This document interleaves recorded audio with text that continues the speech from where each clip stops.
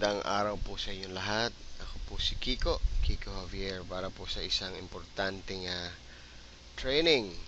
Paano po ba mag-encash o paano kukuha ng komisyon or paano magwi-withdraw? Yan ang mga tanong po natin. Ano? At this video will guide us, will teach us kung paano po ba gagawin. Okay? So assuming we have logged into our back office, ito po yan. And just to remind everybody, please make sure you're using Mozilla Firefox. Alright, Mozilla po ang compatible browser natin. Okay? Para po surely walang magiging problema during the process. No? Okay, so after logging in, ito po ang ating dashboard. So, ang gusto po natin gawin ay mag-withdraw. So, pupunta po tayo syempre sa e-wallet. Alright, diretso tayo sa e-wallet. Tingnan natin. Okay, so sa makikita nyo po sa account ko, I have $110. Okay, payout request po tayo. Okay, withdraw natin $50. Let's say may bibilin ako, mag-shopping ako. Okay, and then click submit. Wow. Alright, kung makikita nyo po, ayaw nyo tanggapin, ano? Sabi niya, complete your payout details using edit profile. Meron pala akong di nagawa. Okay, make sure po pag magwi-withdraw kayo, please lagyan po ng laman yung payout details. Alright, kasi hindi po alam ng system at ng ating finance team saan nila ipapadala. Alright, so ito po, lalagyan natin ngayon ng laman yan. Lagyan po natin ng Western Union. Alright, tapos na po ba? Nako, hindi pa ho. Alright, because ang babasahin lang po kasi ng ating system at yun ang ibinabatong report sa ating finance is itong box na to, payout details. Hindi po niya binabasa yung address, hindi niya pinupuntahan yung email. So, ito lang po.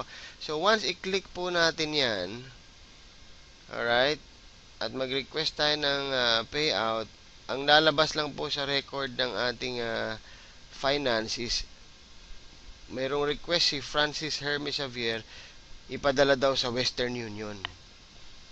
Alright, so unfortunately, ganun pa ho yung inaayos na system natin. So we just have to maximize, no?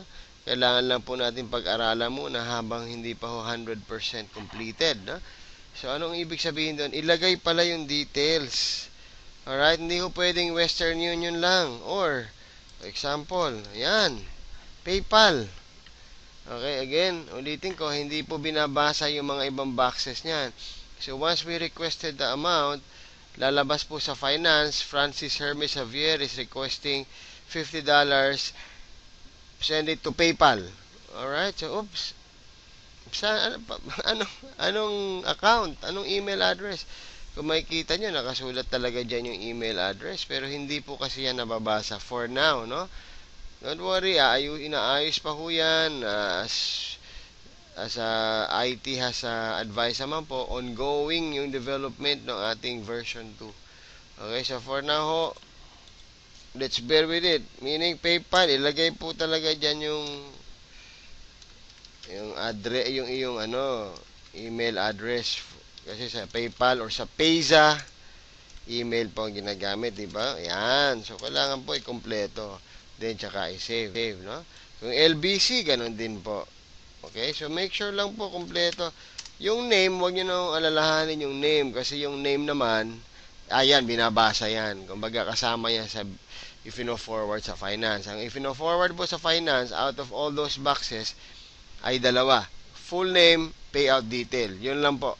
So, pag walang laman yung payout detail mo, except Western Union, believe me, hindi po ipoprocess yan ng finance kasi hindi nila alam kung saan yan ipapadala. So, nade-delay. Alright? At wala pa rin po yung ating, hindi pa rin ready yung system natin ng auto-emailer o auto-responder na kung saan once i-cancel lang admin yung request, immediately you will receive an advice na kung ano yung kulang, bakit kinancel. At nire-reverse po yun immediately, binabalik yung pera mo sa wallet mo.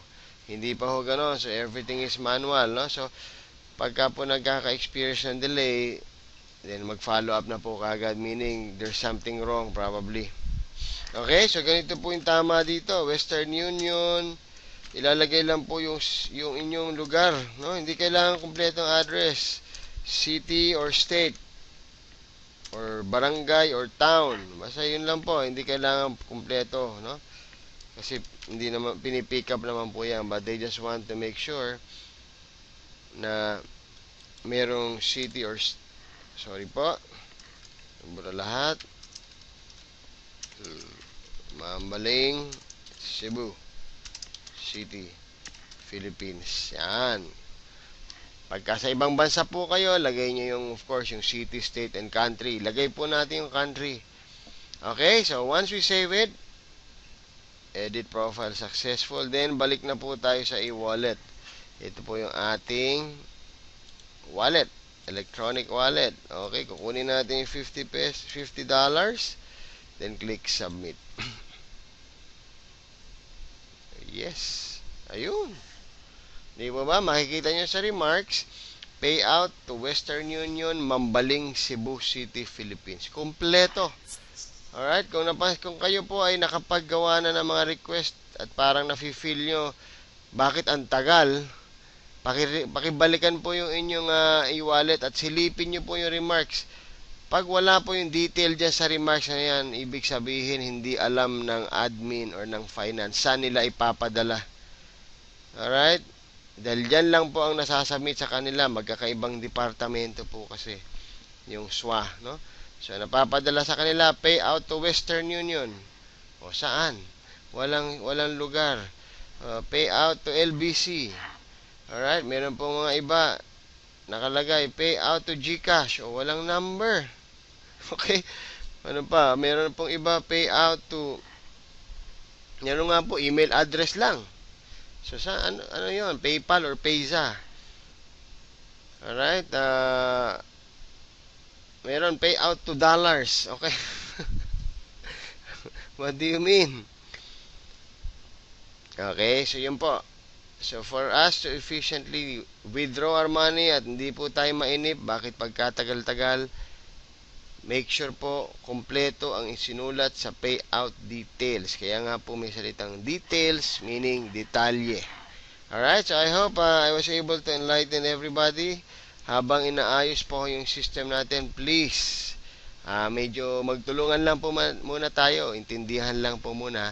The system is still ongoing renovation. Okay? Ini-improve pa ho. And, but the good news is, kahit ongoing renovation, we have those dollars already coming in. Okay? God bless everyone. Until the next video orientation. Bye-bye.